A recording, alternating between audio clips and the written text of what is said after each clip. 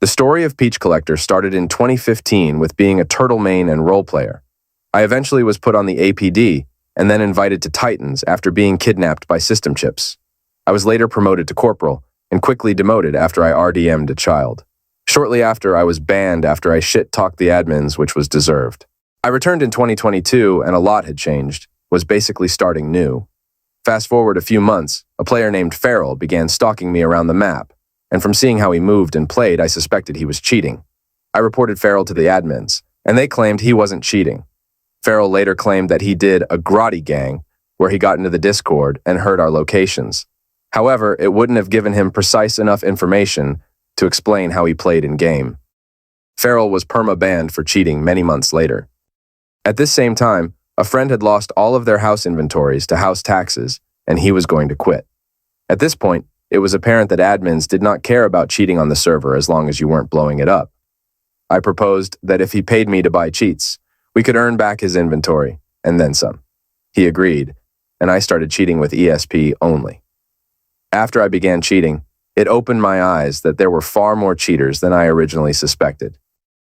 As a whole, it included obvious tells, such as shooting through smoke, shooting through reeds and bushes, deliberate movement patterns to avoid being flanked, deliberate rotations that took advantage of small time windows, pre-firing, finding hidden vehicles on the map, spontaneously starting to fly to a specific run before the trucks even arrive, only if the vehicle was larger than a box truck, pre-combat logging before an impending engagement happens. I would estimate 5 to 10% of regular players on Server 1 are soft cheating, and a minimum of 30% players on Server 3 are cheating. I began playing on Server 3 with ESP in order to sneak capture for money and kill the minimum amount of people as I had to capture. Server 3 gives an obscene amount of money. I would blatantly get shot through smoke and walls, get ripped out of moving ifrits from hundreds of meters, and admins would make excuses like client-sided smoke or skill. But the admins did not know that I could see everyone who killed me and from where. I could have killed many of them, but I would have been accused of cheating. I started to use the client-sided smoke argument and just start doing exactly what other players were doing to me and just shooting at the ESP boxes. The next time those players would come back, they would shoot me through smoke even harder than I did. As a game of chicken, and who would be more obvious? After months of meeting people in the community and secretly cheating, I became civilian counsel for SCATs, patrol officer for APD, and search and rescue for medic. I was active on the forums and tried to help Olympus as much as I could despite my secret. On a side note, cheating on medic is hilariously fun. With cheats and practically unlimited money, I could just chill most of the time. With ESP, I would sneak up on new players doing runs and talk to them and help them get started. I would text new players to warn them that they were about to be robbed by other players during their runs. Other times, I've kidnapped new players, brought them to a Fed or bank, and then gave them a gun. I knew they would remember it forever, even if they lost, just like how I remember my first bank and Fed. But I don't just enjoy ARPing with people, I also enjoy some combat. I became loosely friends with some people inside of admin gangs and would run with their group. The game is played so much differently for people who are friends with staff than people who are not. Members of the group would DPI kill themselves at Fed, then get staff revived for getting armored. I've been teleported out of combat and given a ghost hawk by staff, then teleported back into combat. Rules become looser, and the outcomes of your reports lean in your favor.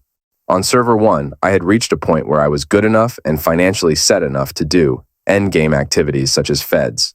However, admin groups, friends of admins, and cheaters would all come to counter every single Fed. The admin group specifically would sit on the hill overlooking Fed and just rain rockets down, destroying any chance of ever successfully doing endgame activities. But when admins wanted to do Feds, there would be no senior APD on and nobody to counter. There was a specific situation where at the Evidence Locker Fed event, where I could see Mako, who was also the chief of police, and Monster pulling a civilian ghost hawk from their gang base with the intent to counter our Fed. I preemptively pulled an entire full inventory of rockets and a launcher. After a long battle with the ghost hawk flaring and shooting at me, it took critical damage and had to land. The civilian ghost hawk landed at a Thera APD, and before I could drive 500 meters to make an attempt to steal it, a random PO was instructed by civilian Mako to impound, not seize, his illegal vehicle in the middle of combat simply because civilian Mako was using it to help the APD beat us at Fed. MVP Slayer and I sat in TeamSpeak for an hour, and we got no comp for the Ghost Hawk or my rockets. The PO was not removed, and Mako got to keep his Civ Ghost Hawk. I had a brilliant idea to run infinite jailbreaks. Since there was nothing to gain for roaches, and it was much easier to defend from APD, we could do what we enjoyed most, which was kill cops and hold them off for as long as possible. This lacked variety and rewards that other feds had, but we at least didn't have to worry about our loot truck being nuked. At the same time, we would get to let everyone out of jail for hours straight and piss off the APD. After I had already made $300 million in Conquest, I was finally banned by Mako after I pre-fired someone outside my building, who I could legitimately hear their footsteps. After the admin said that I will not be being unbanned, I submitted evidence of other people cheating, and they said that I could not use cheats to report other cheaters, and that I was just accusing people of cheating because I was salty despite providing evidence. My only logical conclusion at this point is that Olympus Entertainment allows cheaters to play for an ulterior motive, such as player count, bias towards friends or donators, and balances that against how hard they cheat. But the problem with that philosophy is that cheating is both contagious and deters real players. After cheaters no longer have legitimate players to kill, they also leave. I mostly played solo, and many people who were merely my friends or agreed with what I said were banned permanently for that fact. As an example, Regulus brought up the double standard where people were getting banned for associating with me, but Aegis members such as Monster are caught streaming with Haza, Nick, Daniel, and Corey, which are all known cheaters with ESP boxes enabled in the video and is not banned. Regulus was subsequently perma-banned for misconduct. I decided to ban Evade in protest of my ban and record it for both fun and to get attention to what was happening. After a few videos, many people reached out with similar situations, complaints about staff, and some people offered to help. One group helped me investigate Olympus houses, specifically admins and friends of admins because I suspected they may have illegitimate contents. They were able to make themselves owner of any house, which could see all the contents and keys. Bizarre inventories such as 2 RPGs and 200 rockets, with 200,000 scrap, and a name spacer item, having unacquirable guns such as Cyrus's, suppressors to 338 guns, in addition to the outright owning of almost every single house and garage in the vicinity of feds. After Peach Collector's house video, I unofficially retired from Arma 3, and the other group continued to test things like spawning money and blowing up the server. A member of Olympus staff went rogue and sent an anonymous threatening email to my Olympus sign-up email and was trying to use it to dox me. I made that email specifically for Olympus because I did not trust random bozo staff with personal information, and obviously they cannot be trusted. This means any payment method, password, email address, previous alias, etc. that you give them, they see no issue using it to dox you later and possibly breach other accounts that might match that username and password. I reported this to staff, and no real investigation happened. Over the next year, I would receive occasional messages asking if I just blew up Olympus or if I could spawn people money while I'm on. I just went with it, and Peach Collector became a meme for any time someone was causing chaos on Olympus. Then, after about a year, I decided I was going to make a quick ban evasion troll video, similar to the first one that I made.